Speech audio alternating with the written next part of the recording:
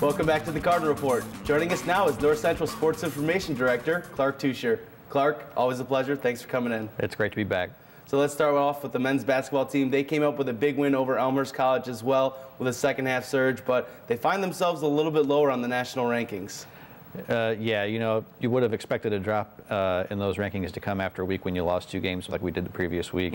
But every time you leave that up to, you know, voters' opinions, you know, there's always fluctuations that you might not account for.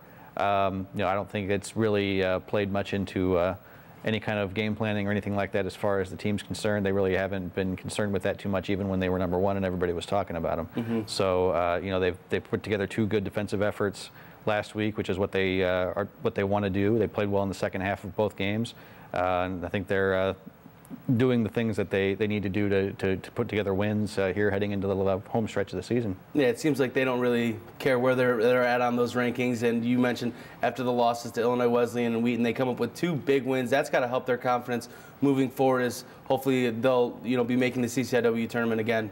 Yeah, the Carthage game was big. They were trailing by 8 at halftime, which is the most they've trailed at halftime of any game this season, and really dominated the second half. Only allowed Carthage to make 4 shots from the floor in the entire last 20 minutes. Wow. So, you know, certainly, you know, they want to make sure that that defense is locked in and airtight, and they can make the offense happen off of that. So now that they've kind of gotten back into that groove a little bit defensively, they're hopeful to get a couple of big wins on the road this week. Unfortunately, though, that looks like they may not be hosting the CCIW tournament. They still mathematically could, but Illinois Wesleyan, with an undefeated record in conference, looks like they may be hosting that tournament. Yeah, and that hasn't always been a guarantee of anything for the host teams. That doesn't always pan out for them. You know, that they're trying to be the team that plays the best going in, and you know, try to leap into the postseason rather than limp in. And they've got 4 games to determine whether they're going to do that or not. And another team that was great on the road this weekend was the men's track and field team at Illinois, or the University of Wisconsin Whitewater, where they basically redeemed themselves from that first week meet at home. Yeah, if these first 3 weeks are any indication, we're going to have a very, very close men's national championship meet here in Naperville between those 3 teams, most likely. You know, the standings were completely flipped from the last time they met, and I think that shows how evenly matched those different teams are with the different things that they do well. So, you know, certainly good to see, you know, North Central step up and get into that first place, but that doesn't really guarantee them anything. They're going to see those teams at least once before nationals. So I think the people that come to Albicarius track and check that meet out are going to be pretty entertained. And the countdown's at 30 days, so I'm sure the college is gearing up. And John Crane looked geared up for the nationals as he ran a national best in the 5,000 at that meet. Yeah, you know, it was an outdoor national qualifier in the 5,000. He wasn't an All-American. Had a wonderful cross-country season, helped the team win a national championship, and he's carrying that into the indoor season as well. He had a great 3,000-meter run a couple of weeks ago. Came through with what's now the 2nd fastest time in the country by less than a second in the 5,000 meters. So certainly stamping himself as a national championship contender in that event. And someone who's obviously a contender is Peter Garrity. He's gone 3 straight meets, 3 straight first places in the pole vault. Yeah, you know, he's you know, healthy for the first time in a while. Really, you know, has really paid attention to his technique. Really used his off time in the fall and the winter to really get fit. And yeah, he's the man on the top of the hill right now. He's the guy to beat, and the guy to beat in wrestling right now is Nathan Fitzenrider, who came away with a win at the Pete Wilson Invitational at Wheaton College.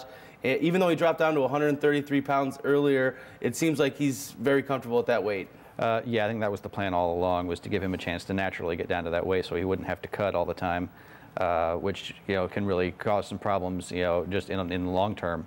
But that's the 3rd time he's won that meet. That particular invitational has had very few 3-time champions, and to have dominated it the way he did is certainly an impressive performance. And he moves into 2nd place all-time now on career pins with 38, just 7 behind the leader.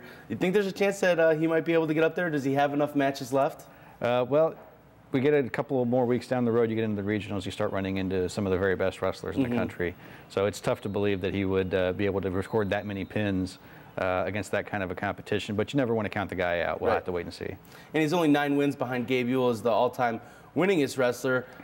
Is that a possibility as well? It is, and you know, we'll have to wait and see if what kind of strategy Coach Bratland wants to employ, whether he plans to hold him out of any meets coming up here down the home stretch to keep him healthy for the regionals and nationals. But that's going to have to play itself out. Yeah, we saw that last year where they were very careful with Fitzenreiter, basically grooming him for a national championship run, and maybe we'll see that this year as well.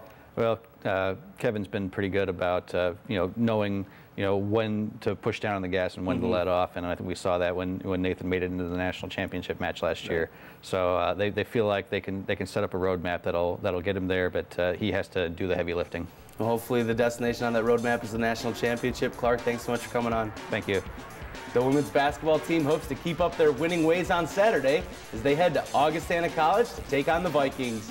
I'm Marc Dahlquist. We'll see you here next time on the Cardinal Report.